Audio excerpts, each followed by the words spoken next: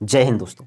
तो कैसे हो आप सब? आशा करते हैं अच्छे होंगे। हम लोग आज पढ़ेंगे पाचन तंत्र के बारे में। पाचन तंत्र है क्या? वैसे अंग जो भोजन को पूरी तरह पचाने में मदद करते हैं उन्हें पाचन तंत्र कहते हैं।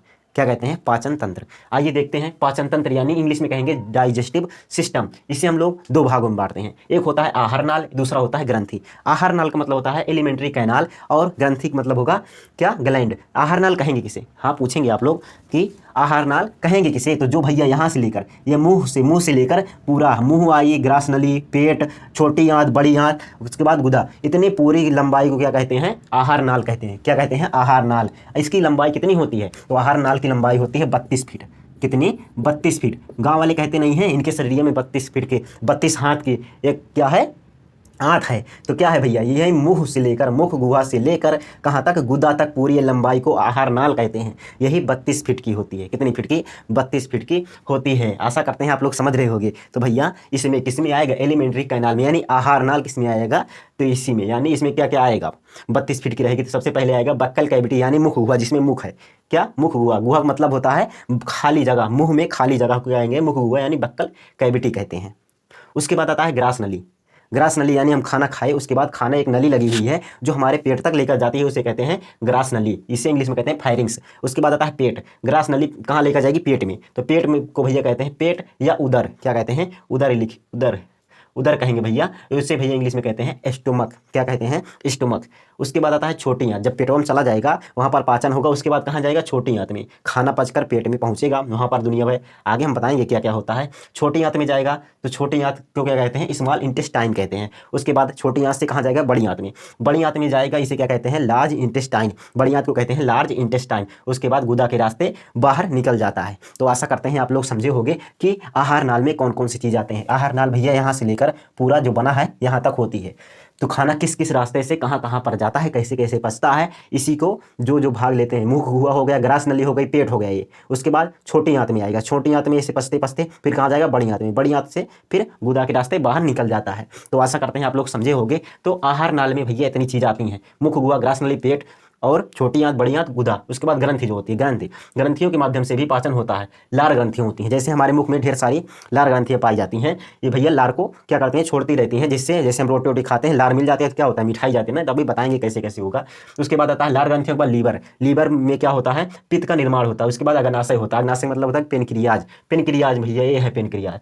ये भैया है पेनक्रियाज। इन सबका भैया क्या काम क्या होता है? एंजाइम और हार्मोन का सिक्रेशन करना। तो आशा करते हैं आप लोग इसे समझे होंगे। तो जो मुख गुहा है इसमें क्या क्या आएगा? मुख गुहा में आता है भैया लार ग्रंथि, लार ग्रंथियाँ आएंगी। जीभ आएगा, जीभ तो हम संसार में पढ़ेंगे, लार ग्रंथियाँ भी पढ़ेंगे आगे। उसके बाद क्या आता है? दांत आता है। क्या? दांत। दांत आएगा। तो आइए हम सबसे पहले जानते हैं किसके बारे में पढ़ेंगे? दांत के बारे में पढ़ते हैं। आप लोग इसे नोट कर लीजिए।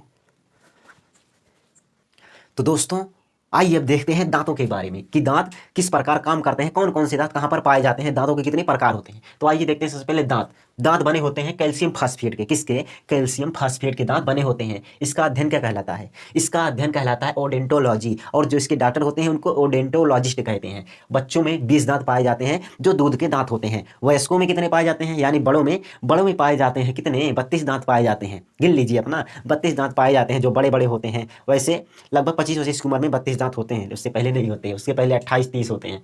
तो वयस्क में 32 दांत पाए जाते हैं। अगर दोबारा निकल आए दांत, जैसे दूध के दांत निकले उसके बाद हड्डी वाले दांत निकले जो कैल्शियम फास्फेट के बने होते हैं, उन्हें कहते हैं डाईफियोडॉन्ट। क्या कहते हैं? डाईफियोडॉन्ट। यानी 2 बार जो निकल आए उसे डाईफियोडॉन्ट कहते हैं। मोनोफियोडॉन्ट में एक दांत आता है जिसे कहते हैं अक्ल दांत। ये 25 साल के बाद निकलता है, जिसे कहते हैं अकल दांत। जब आदमी की अकल आएगी तभी निकलेगा, ऐसा नहीं है। लगभग 25-25 साल के बाद निकलता है। बहुत दर्द करता है जब निकलता है। तो भैया जो दांत होते हैं वो बने किसके होते हैं? तो इनेमल किसके बने होते हैं? कैल्शियम फास्फेट के बने होते हैं। पर जो दांतों की ऊपरी परत होती है वो इनेमल की बनी होती है। सबसे मजबूत परत दांतों की होती है इनेमल की।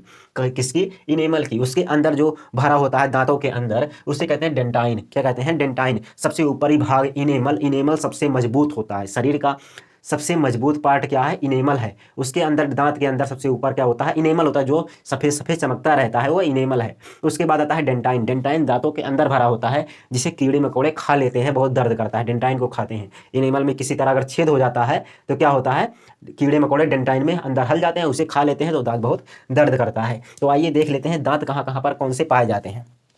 जो सामने वाले 4 दांत हैं उन्हें कहते हैं इंसीजर। क्या कहते हैं? इंसीजर। देखिए नीचे नीचे देखिए 4 दांत है ना, अपना अपना गिनिए यार, गिन लीजिए। इंसीजर सबसे नीचे वालों कहेंगे, जो 4 दांत हैं उन्हें इंसीजर। ऊपर वो 4 दांत मिलेंगे ना। हाँ, पहले आइए नीचे नीचे पहले देखते हैं। इंसीजर सबसे नीचे वाले को कहते हैं इंसीजर। उसके बाद 2 दांत बगल निकुले टाइप के निकले हैं, उसे कहते हैं कैनाइन। क्या कहते हैं? कैनाइन। सबसे नीचे इंसीजर, उसके बाद कैनाइन, उसके बाद आता है प्रीमोलर।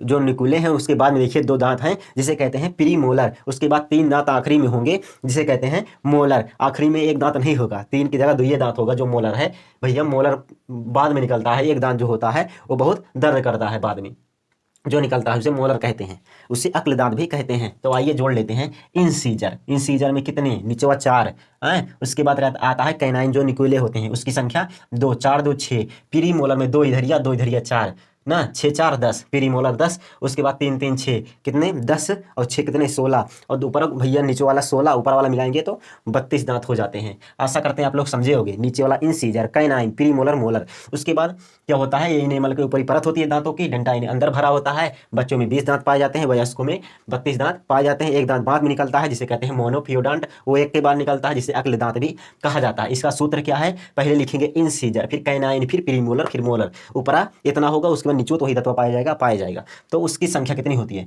जैसे इंसीजर की हो गई, इंसीजर कितनी? इंसीजर की पहले आधे आधे पर से बांटते हैं।